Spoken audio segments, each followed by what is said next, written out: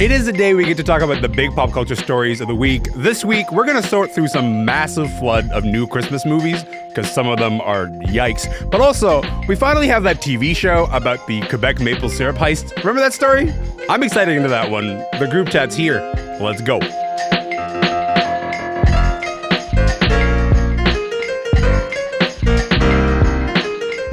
I'm Elamin Abdul Mahmoud, and this is Commotion. Listen, I know it's December. I know we have Christmas movies to talk about. We're going to get into that in a second. Hold that thought, because the big event around here this week is this new show that just came out. It is called The Sticky. It is loosely based on a true story. You might remember the maple syrup heist from a few years ago from this small town in Quebec. Well, when that story broke, I remember thinking, man, this will make a great TV show one day. Well, guess what? Hey! Get your hands off my trees. You're spilling my money. Your farm's been shut down. What? The association thinks we're nothing. They think we're invisible. Hit the road, meatloaf. Well, who better than the invisible man to steal millions of dollars of syrup right out from under their noses? We rob them blind. A bit of the trailer for The Sticky. That show just dropped on Amazon Prime. Thomas Leblanc is here. Kathryn VanArendonk is here. Rad Simonpillai is here. Thomas, Kathryn, Rad. You guys got thoughts on this? Welcome to the show. Hello, everybody. Yeah. How we doing? Hello. Okay. We're good. I'm excited to talk about The Sticky because you're all having these smiley faces as you even even think about the show, which is adorable, and I love that for us. Kathryn, why don't you just set it up for us a little bit? What is The Sticky about? So the premise of The Sticky is that a couple of people who have been disillusioned in the process or downtrodden in the process of maple syrup production and protection join together to stick it to the man. Not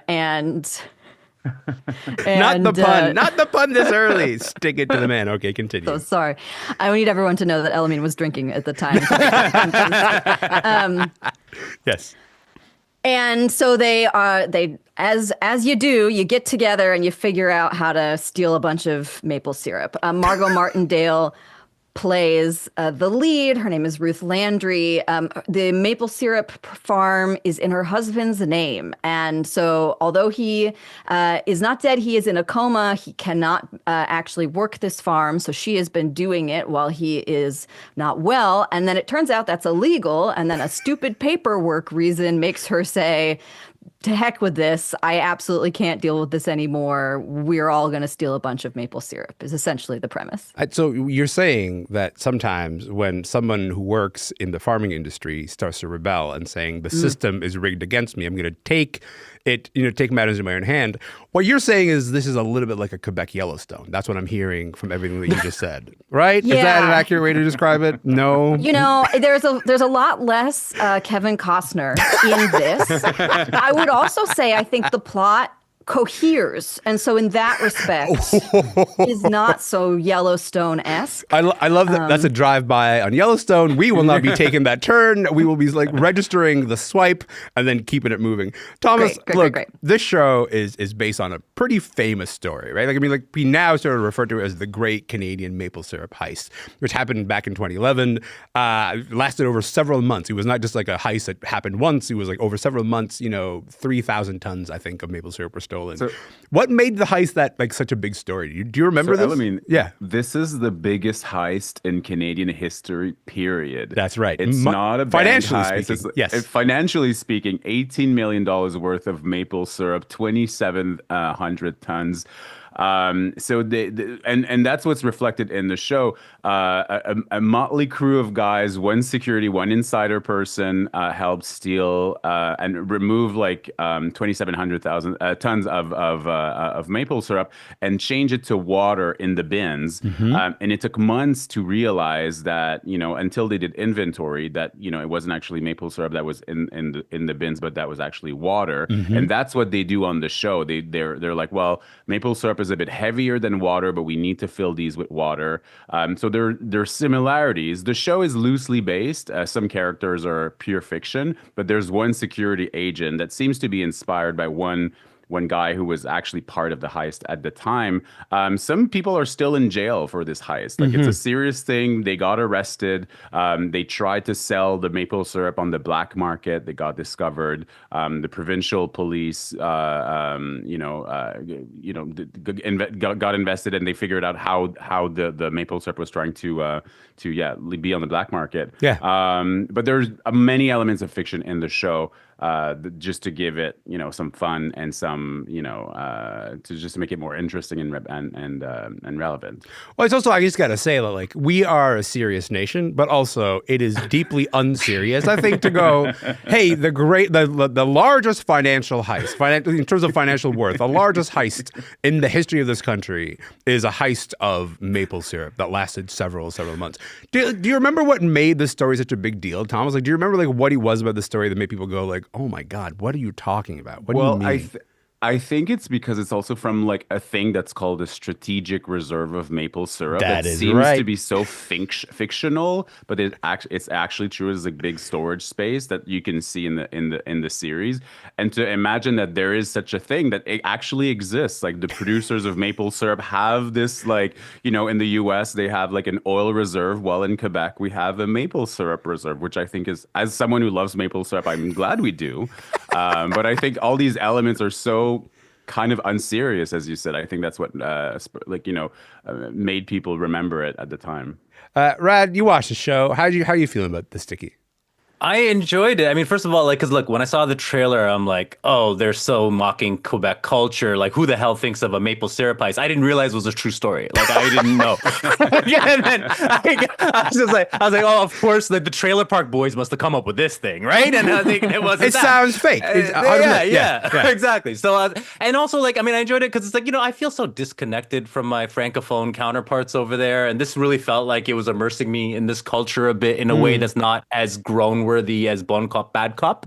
I think certainly they lean into the silliness of this premise of this whole situation in the show, but in a way that they don't. It doesn't feel like they're mocking it. It feels like they do have a certain respect for the culture, and I think that's very fascinating when you have a show that it's, again, this Anglophone Francophone divide. It's in the making of this show, because the directors of this show is Mike Dowse and Joyce Wong. Mike Dowse being Toronto-ish centric, like he's from London, Ontario, but he made one of the Toronto movies in the F Word. Joyce Wong made the first Scarborough movie called Wexford Plaza. So for them to take on Quebec culture like this and have fun with it, lean into kind of the paradoxical elements of it, but also have real respect for these characters and the storytelling, I really felt that came across. And all of it really, for me, came down to Margot Martindale, her performance. She's so good as Ruth. Yes. It feels like she fell off the back of a truck that was on its way to the Coen Brothers movie and then landed in Quebec, and really the whole movie is just anchored in her. The whole series. The whole series. What I like about this is Kathryn's like, did I stumble into a conversation with the two solitudes, but also like, in film? I'm like, yeah, Kathryn, that is a larger Canadian conversation that maybe you're not necessarily usually steeped into, but because you're not steeped in it, you get to watch this from a slightly different perspective. So as you watch the show, what do you make of the show? What do you make of the Sticky? It's fine. It's a fine series. Okay. I think, I mean, there's a ton of television that feels to me like this, and I truly do not mean that as a this is as a knock on the show. And I agree that a lot of the unserious elements of the original crime aid in it. For instance, just imagining what you would have to do to move that much maple syrup on any kind of black market is a joy and a delight.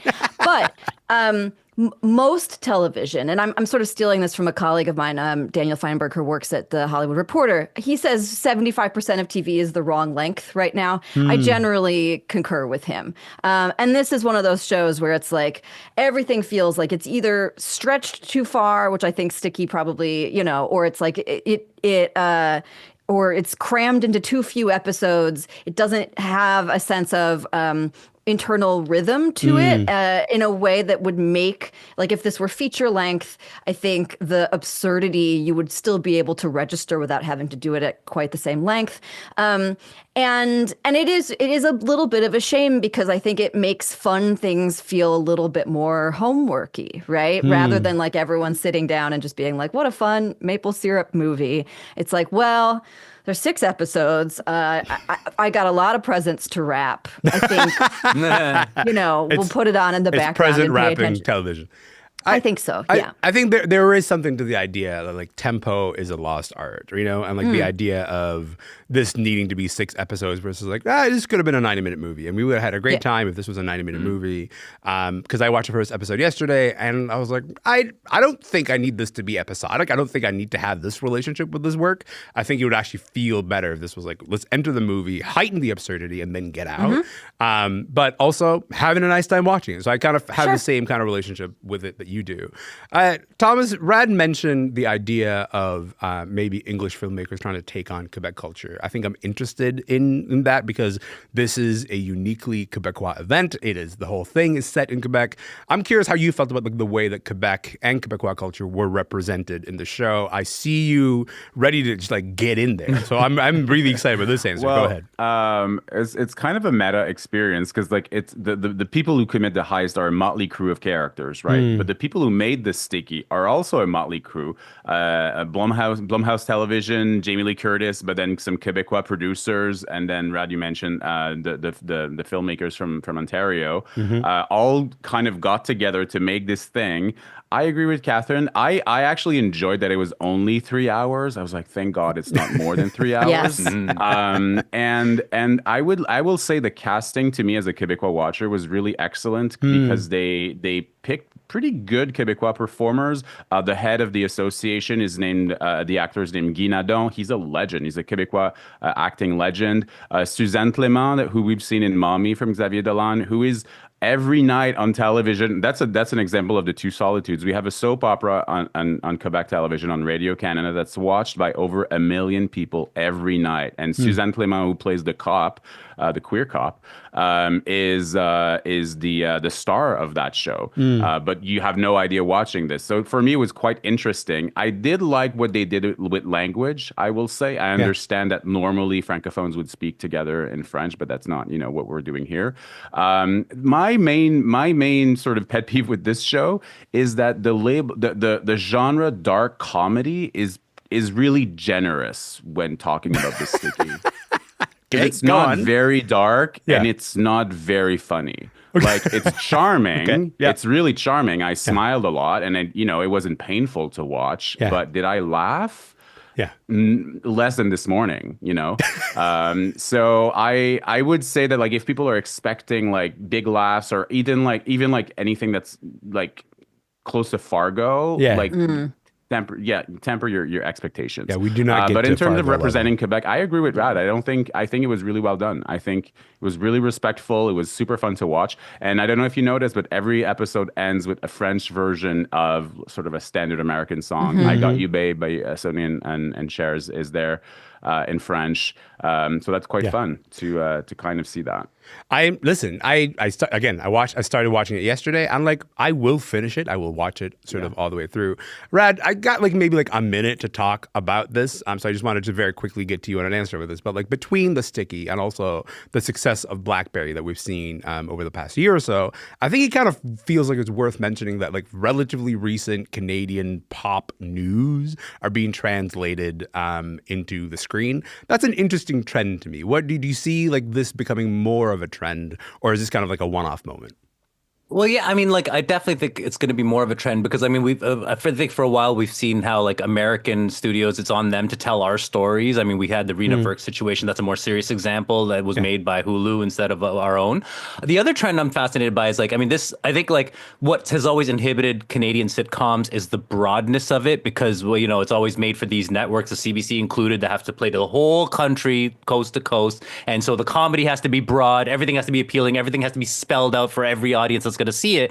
And now in the era of streaming, I think you could get shows that could be a little more culturally specific and not have to over explain everything and could be like have more in jokes and stuff, which is things that we're seeing with Blackberry and the Sticky. And I hope that's something that translates when we have like more Black and Indigenous comedies on our networks. Like, you don't have to over explain. You don't have to appeal to every demographic. You could make it and embrace the culture.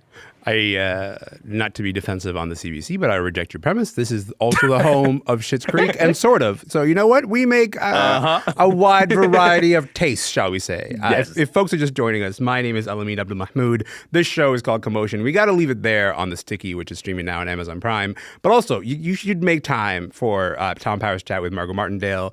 In the show, we talked about how she plays the maple syrup farmer. Of course, you know her from Dexter. You know her from Justified. You know her from all the great work that she's done. You can find that chat over on the Q podcast.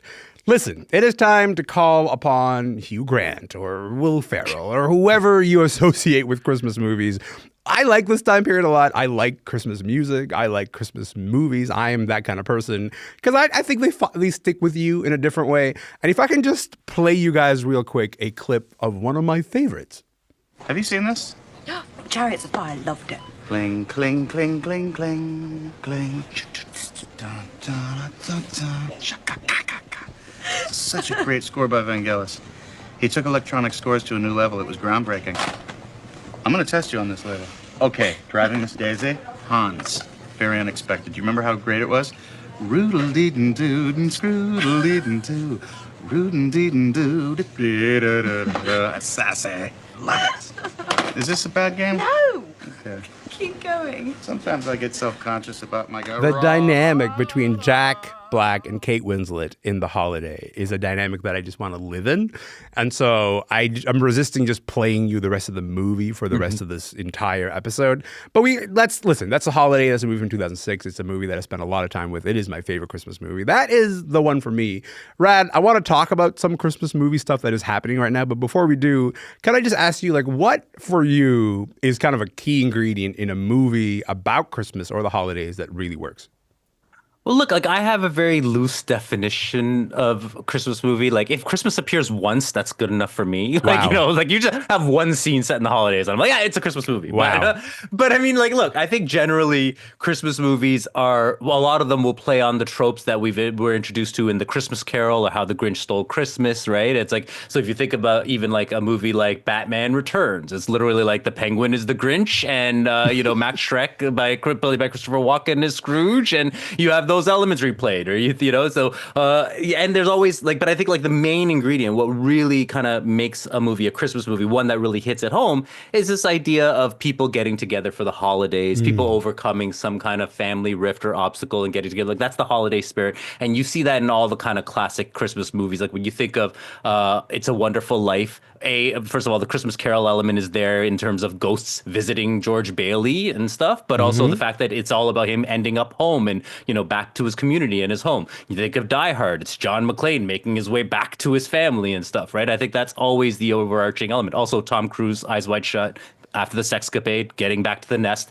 Like Sure. That's the element. And it plays even in the rom-coms. Like what is the rom-com but the most sweetened version of getting together and getting cozy over the holidays?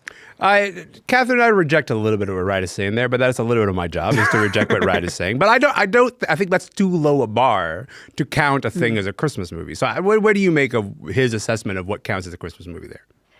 Yeah, I mean, the kinds of things that he was talking about toward the end were the idea that you have this family coming back together and that it is set at a holiday season. These are sort of, these make sense to me. For me, though, my quintessential Christmas movies are not theatrical releases. For me, the Christmas movie is about the TV special because probably I am at home watching it with my kids, or I remember watching like Christmas movie marathons, and they were almost always like there was like an ABC Family one, and it would play all of these made-for-TV, sort of half schlocky, always super sincere, same general story beats. You also get the really early, the Rudolph sort of stop motion animation things. The Grinch, of course, is the kind of classic of this space, and the Charlie Brown Christmas. I think for that, something about the glowing box in your living room, which is very close to the glowing Christmas tree with the presents underneath it. This is what a Christmas movie is to me. Well, okay, then you're in luck, right? Because like we are in this moment where the people who bring you those Christmas movies that we're used to,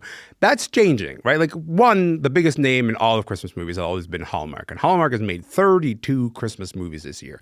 That is too many, first of all. And not all, and let's, all right, Disagree. sorry. My apologies. Kevin's like, no, that is actually the sufficient amount of Christmas movies. We're also used to Lifetime giving us Christmas movies, but the space is getting crowded. And that's actually the thing I wanted to talk about today, because BET is making Christmas movies. You know, the Oprah Winfrey Network is making Christmas movies. Amazon is on this game, but also Netflix is hugely in on Christmas movies this year. Kathryn, what do you make of the changes in terms of the crowding of the space of, you know, we go from Hallmark making 32 movies to everybody else being like, we'll make 15 too. You know, they're all kind of in on it. Yeah. I mean, yes, it feels crowded as a critic as we're looking at the list and being like, what do I recommend? There's little evidence that it's crowded for the audience. The reason they're making all these movies is that people are watching them. There are, in the same way that romance books, the devoted romance audience will buy all of them. They will watch all of them on Hallmark, and they will have opinions about them. Netflix has jumped into this space because they're not particularly expensive to make. They're pretty fast to write. And for in the middle of a Hollywood that has been contracting, like, this is only good news for me. People are working. I wish probably more of these sets were like fully union productions, but you know, we're all doing our best.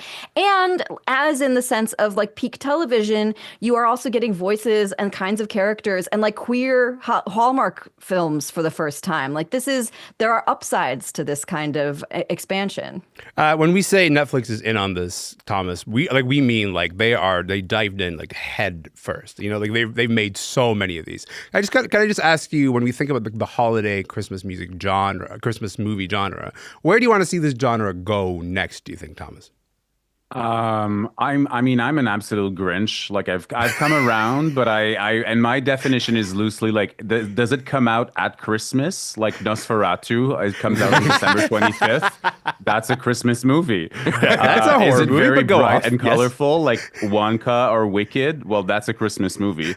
Wow. Well, like as Kathryn said, I personally, I'll be the bummer here, but I Christmas can be sad, and I wished we could have a more of a variety of emotions in those Christmas movies, because I think that's what I find crass is that it's kind of it's obviously made to feel to make you to feel good, but I like a good Christmas cry, like a real emotional scene. Like I wish maybe more serious people would commit to the genre. That's my answer, Elamin. Okay, you know what? I don't think that makes you a Grinch. I think that makes you someone who's like, no, okay, if we're going to do, a cocktail of emotions, let's actually go there. Let's actually give us, the opportunity to sit with all those those dark feelings. And it can be super funny in weird ways. Like families are so weird. Like I wish there's so much potential there. Okay, so we got like 2 minutes left in the whole show. I'm going to ask each one of you to maybe give me some kind of Christmas or holiday movie recommendation. It could be whatever emotional palette you want to paint with. Rad, I'm going to start with you, pal. What do you want to drop? Well, I'm going to deliver on Thomas's craving for something sad and go to one of my favorite Christmas movies, one of my favorite movies of all time. I feel like I might have said it already on the show, The Apartment. You talk about kind of a classic holiday set rom-com, takes on a toxic work culture about a guy who lends out his apartment to his bosses for their flings, has this relationship with another broken person at the office. It's Jack Lemmon, Shirley MacLaine star in this. And it's a rom-com. It's sweet. It's funny, but it's also a heartache of a movie. And if you haven't already taken me up on this recommendation, like, come on, guys. Heartache of a movie is a beautiful way to put it. Okay, 30 seconds to you, Kathryn. What do you got? Little Women 1996 is the saddest Christmas movie that exists. But in the vein of TV movie recommendations, please seek out the 1996 Mrs. Santa Claus, a made-for-TV movie starring Angela Lansbury as Mrs. Santa Claus, and she unionizes a bunch of orphans after she gets tired of Santa Claus's nonsense. And all the costumes are by Bob Mackie, and there's giant musical numbers, and it's fantastic. I first of all, literally Thomas's jaw dropped when you said that, which is like, that's just that. Everything about that is delightful to me. Okay, Thomas, you got 30 seconds. Over to you. From last year, All of Us Strangers by Andrew Hay. Beautiful Christmas scene with Claire Foy and Andrew Scott. If you want a really good cry, they're setting up the Christmas tree. It's not a Christmas movie per se, but it really works for me. I mean, the wildest thing is to say, hey, what Christmas movie do you want to recommend? And you're like, this is the saddest movie that's ever been made. All of Us Strangers made me cry harder than any other movie I've ever seen in my life. But you know what? I'll revisit it for you. I'll revisit it during Christmas time and see how it gels. I got to say thank you to all of you and let you go. I really appreciate your time. Thank you for your time. Thank you so much, you guys. Thanks for having us. Thank you. That's been Rad and Kathryn and Thomas. My name is Elamin Abdul-Mahmoud. This show is called Commotion. Hey, whatever flavor Christmas you're having, I hope it's a good one. Talk to you soon.